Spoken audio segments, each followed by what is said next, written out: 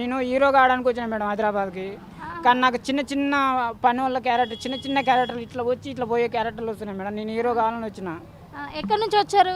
నల్లగొండ జిల్లా మిర్యాలగూడ మండలం గ్రామం తడకంలో మేడం. హీరోయిజం అనే వచ్చారా? అవును మేడం, చాలా తిప్పలు పడుతున్నా, అంతటా కలుస్తున్నా కానీ పోరు. అరే నువ్వు ఎప్పుడన్నా అద్దంలో ముఖం చూసుకున్నావారా?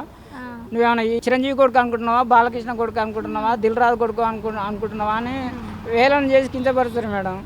వాళ్ళకంటే నేను ఇప్పుడున్న హీరోల కంటే, నేను ప్రజెంట్ ఉన్న హీరోల కంటే 100 రెట్లు నేను అందంగా ఉన్నా మేడం.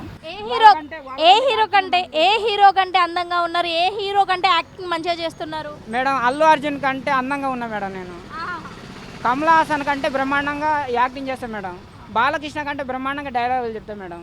సుహాస్ నల్ల బొగ్గులాగా ఉన్నాడు మేడం, నాకంటే అందంగా ఉన్నాడు మేడం.